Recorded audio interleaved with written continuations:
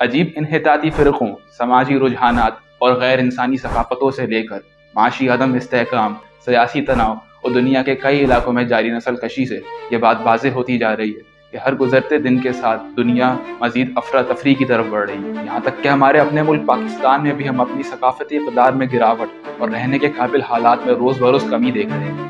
एक तरफ IMF से कर्जा लेने का ना ख़त्म होने वाला चक्कर चल रहा है जो मईशत को मुसलसल गैर मुस्तहकम करता जा रहा है। दूसरी तरफ बेरोज़गारी है, बढ़ती हुई महंगाई है, सड़कों पर बढ़ते हुए जराइम हैं और ख़राब होता हुआ इंफ्रास्ट्रक्चर है जो मज़ीद हालात को ख़राब से ख़राब तर करता जा रहा है। कभी कभी ऐसा लगता है सारे बहरान से निकलने का एक ही रास्ता है कि सब कुछ छोड़ छाड़ के बैरून मुल्क शिफ्ट हो जाए, और ये वही फैसला है जो हमने पिछले कई सालों में कई सारे नौजवानों को करते हुए देखा। पिछले चंद सालों में पाकिस्तान के बहरान में खातिर ख्वाह इजाफा देखने को मिला है। इसके साथ साथ कई लाखों काबिल, हुनरमंद और तालीम याफ्ता पाकिस्तानी एक बेहतर जिंदगी की तलाश में अपना वतन छोड़कर चले गए। ये भी एक नुकसान से कम नहीं। जो लोग हिजरत करके बैरून मुल्क नहीं जा सकते और वो पीछे पाकिस्तान में ही रह जाते हैं, उनके पास सिर्फ दो ही रास्ते रह गए हैं। या तो इस गम को सहते रहें, तकलीफें बर्दाश्त करते रहें और इस बहरान का रोना रोते रहें, या बहती हुई गंगा में खुद भी हाथ धोना शुरू करें। लेकिन एक तीसरा रास्ता भी है, एक ऐसा रास्ता कि जिसके बारे में बहुत सारे लोग बातें करते हैं, लेकिन एक ऐसा रास्ता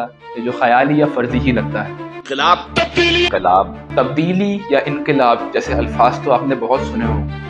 बहुत सारे लोग अपनी अपनी बातें करते हैं, अपनी अपनी थ्योरीज लेकर आते हैं कि तब्दीली या इनकलाब कैसे लाया जा सकता है। लेकिन क्या आपने कभी वाकई सोचा है कि इनकलाब नामी इस अफसानवी चीज को हकीकत में कैसे रोनमा किया जाता है? आज की वीडियो रेवोल्यूशन के है।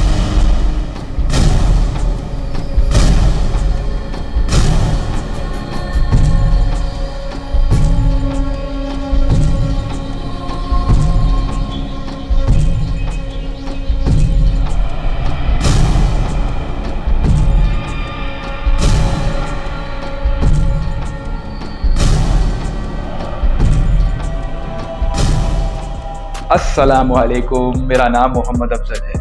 आपको इस चैनल पे फिर से बहुत बहुत खुशामदीद। अगर आप मेरे चैनल पे नए हैं या आपने अभी तक सब्सक्राइब नहीं किया है तो इंतज़ार किस बात का, जल्दी से सब्सक्राइब कर दीजिए और साथ में बेल आइकन भी दबा दीजिए। पिछले चंद महीनों से मैं इस चैनल पे एक्टिव नहीं था।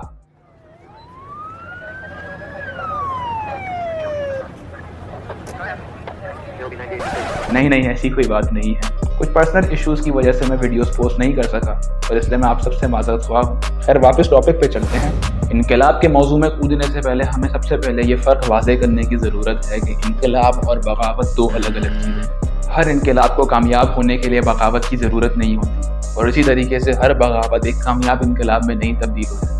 बगावत के लिए तो सिर्फ एक मुश्तइल, गुस्से से भरपूर हुजूम की ज़रूरत होती है जिसका कोई एक मुश्तरका हदफ नहीं होता और उनके पास कोई मंसूबा भी नहीं होता। ये लोग सड़कों पे हंगामा कर सकते हैं, सड़कें ब्लॉक कर सकते हैं, गाड़ियां चला सकते हैं और यहाँ तक कि गुस्से में आके बेगुनाह शहरियों को मार भी सकते हैं। लेकिन इनमें से अक्सर सूरतों में इस तरह के इक़दामात से कोई नतीजा खेज अंजाम नहीं निकलता और अफरा तफरी और मज़ीद बढ़ जाती है और अमूमन इस तरह की तहरीकें नाकाम हो जाती हैं। आपको 1857 की जंग आज़ादी तो याद होगी, जिसके अंदर कई मुश्तइल हिंदुस्तानियों ने काबिज़ अंग्रेज़ हुक्मरानों के खिलाफ बगावत की थी, लेकिन यह बगावत नाकाम हो गई। क्यों? क्योंकि एक वाज़ेह मकसद नहीं था और कोई मंसूबा नहीं था।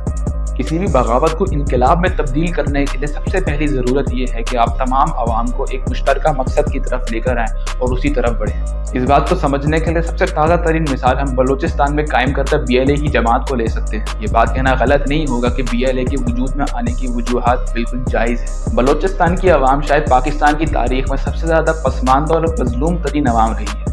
बुनियादी ज़रूरियात जैसे कि बिजली, पानी, गैस को नज़रअंदाज किया जाना, पाकिस्तान के सियासी, समाजी और इक़्तिसादी मैदानों से कट के अबतर कर दिया जाना, बलूचिस्तान की वसाइल का नाइंसाफ़ी वाला इस्तेहसाल, मुकामी सकाफ़त और ज़बान को दबाना, इंसानी हुकूक़ की खिलाफ वर्जियाँ, मावराए अदालत, कत्ल व गारत का मुसलसल सिलसिला, ये वो तमाम चीज़ें हैं जो एक बहुत ज़रूरी इनकलाब का ईंधन बन सकती हैं। इसके बावजूद BLA की तहरीक अपने कई सालों के अंदर मुसलसल नाकाम होती जा रही है। इसकी बहुत सारी वजूहात में एक बहुत वाज़ेह वजह है एक हतमी मकसद की पहचान ना हो। खुद BLA के कई सारे लोग ये नहीं जानते कि वो आखिर क्या हासिल करना चाहते हैं या वो ये सब कैसे हासिल कर सकते हैं, इसके पीछे क्या मनसूबा बंदी दरकार है। हाल ही में BLA के एहलकारों में और सिक्योरिटी फोर्सेस के बीच में मुकाबलेबाजी और कई झड़पें हुई, जिसके अंदर कई सिक्योरिटी फोर्सेस के लोग और कई एहलकार BLA के मारे गए। इस का नतीजा ये हुआ कि बलूचिस्तान से आए हुए चंद लोग जो कि इस्लामाबाद आए हुए थे अपने हुकूक की पामाली के खिलाफ एहतजाज करने, उनका एहतजाज भी नाकाम हो गया। कई गिरफ्तारियां देखने को मिली और मुसलसल अफरा तफरी के अंदर इजाफा होता जा रहा है। शायद एहतजाज कामयाब हो सकता था, लेकिन इस मुकाबलेबाजी की वजह से नाकाम हो गया। इससे हमने ये सीखा कि एक मुश्तरका मकसद को पहचानना और उसकी तरफ मनसूबा बंदी करना बहुत ज़रूरी है एक इनकलाब को शक्ल देने के लिए। और क्या ज़रूरी है?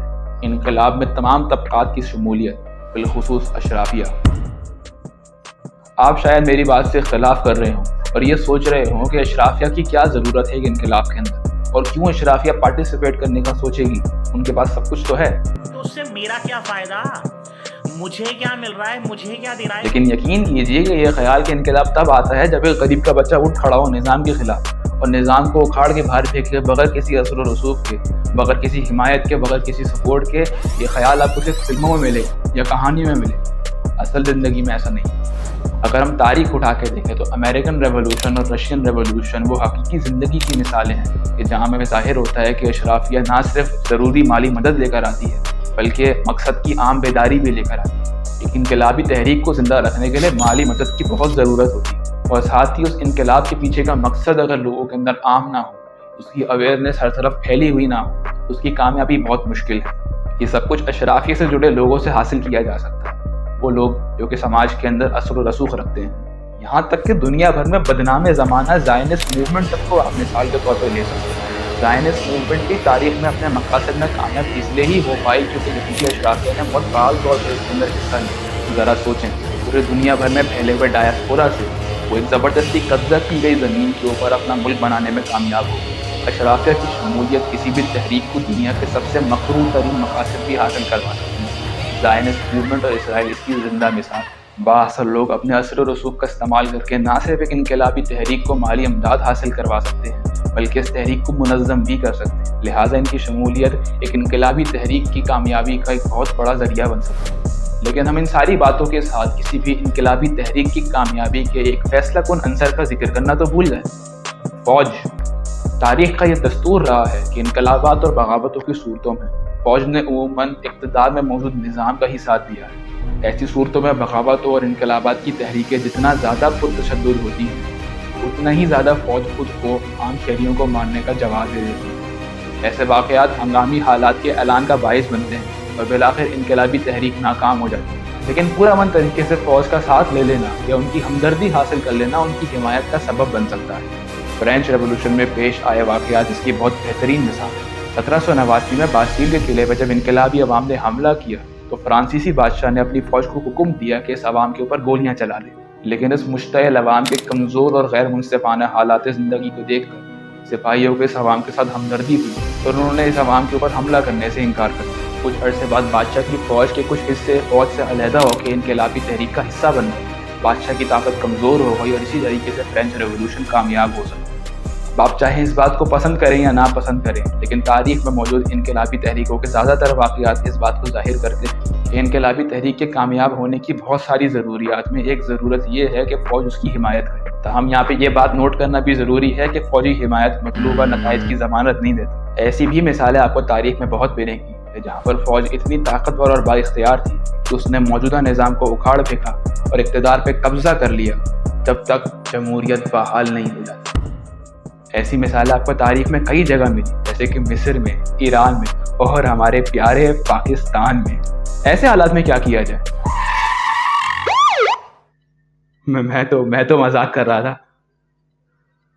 मेरी जिंद मेरी जान तेरा रुतबा बुलंद।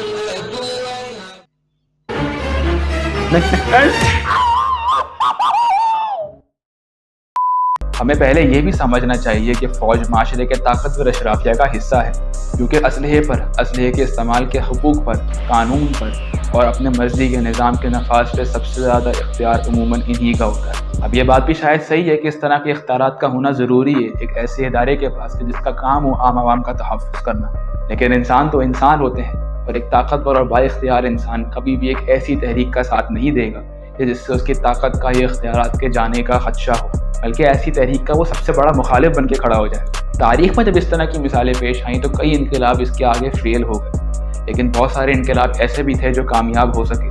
اس کے لیے ان کو ایک چیز کی اور ضرورت پڑی: بیرونی امداد.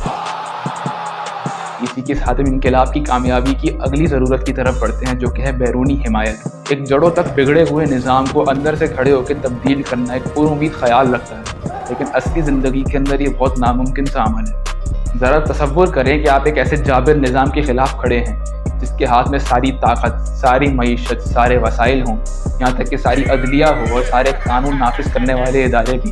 کوئی معجزہ ہی ہو سکتا ہے کہ اس طرح کے حالات کے اندر ایک انقلابی تحریک کامیاب ہو جائے، ورنہ عموماً اس طرح کے حالات میں اگر بیرونی مدد نہ ملے تو آرام سے کچلا جا سکتا ہے کسی بھی انقلابی تحریک کو. اس کی آپ کو بہت ساری مثالیں مل جائیں گی. اسلامی تاریخ کے اندر بھی اس کی ایک بہت اچھی مثال ہے. مکہ میں اللہ کے رسول نے جب نبوت کا پہلی دفعہ اعلان کیا تو ان کے مقاصد میں ایک بہت اہم مقصد تھا: مکہ کے بربریت بھرے نظام کو تبدیل کرنا. چند لوگوں کے اسلام قبول کرنے کے بعد ان چند مسلمانوں کی حمایت ضرور ان کو حاصل ہوئی، لیکن اپنی نبوت کے پہلے 10 سال کی مسلسل جد و جہد کے باوجود وہ اس نظام کو تبدیل کرنے میں کامیاب نہ ہو سکے. مکہ کے ظالم سردار آپ کے اوپر ظلم کرتے، آپ کے ساتھیوں کے اوپر ظلم کرتے، یہاں تک کہ مسلمانوں کو مجبور کر دیتے کہ وہ یہاں سے ہجرت کر کے باہر چلے جائیں. لیکن جب آپ اپنے ساتھیوں کے ساتھ ہجرت کر کے مدینہ چلے گئے اور وہاں جا کے آپ کو انصار کی حمایت حاصل ہوئی تو وہاں آپ مدینہ کے اندر اسلام کا ایک نیا نظام قائم کر سکے. کئی سال کی جد و جہد لگی کہ جس کے بعد آپ کو اتنے وسائل، طاقت اور اثر و رسوخ حاصل ہو گیا کہ آپ مکہ کے نظام کو ہرا سکتے تھے. پھر جب مسلمانوں کا ایک عظیم لشکر مدینہ سے مکہ کی طرف روانہ ہوتا ہے تو اپنی طرف آتے ہوئے اس عظیم لشکر کو دیکھ کر مکہ کے سرداروں نے ہتھیار ڈال دیے اور بغیر کسی جنگ کے انہوں نے شکست تسلیم کر لی اور بالآخر اس نظام کو تبدیل کیا جا سکا جو پہلے تبدیل کرنا ناممکن لگ رہا. تاریخ میں اور بھی اس طرح کی کئی ساری مثالیں ہیں کہ جہاں انقلابی تحریک نے ایک بیرونی مدد کے ذریعے سے ہی کامیابی حاصل کی.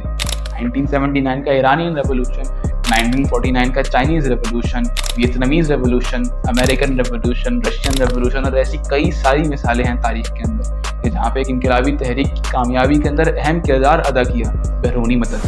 لیکن جہاں ہم نے انقلابی تحریکوں کی کامیابی کی کئی عناصر کے اوپر اتنی بحث کر لی، وہی انقلاب سے جڑے تاریخ اور تلخ حقائق کے اوپر بھی بات کرنا بہت ضروری ہے. جیسا کہ میں نے پہلے بھی ذکر کیا تھا کہ یہ خیال کہ ایک کمزور اچھائی ایک طاقتور برائی کو محض جذبات کے زور پہ شکست دے سکتی ہے، اس طرح کا خیال آپ کو صرف افسانوی کہانیوں میں ملے گا کہ مبالغہ انگیز تاریخی داستانوں کے اندر.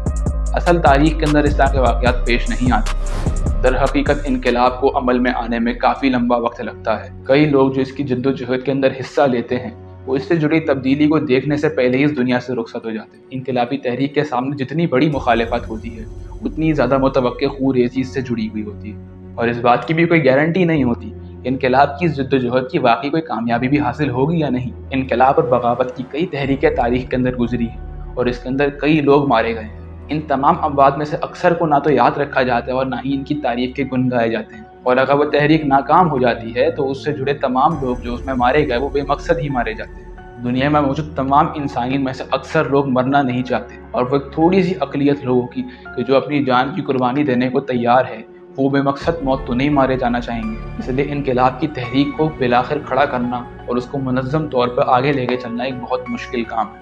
انقلاب کی تحریک کی ایک اور تلخ حقیقت یہ ہے کہ یہ اکثر منظم نہیں ہو پاتی.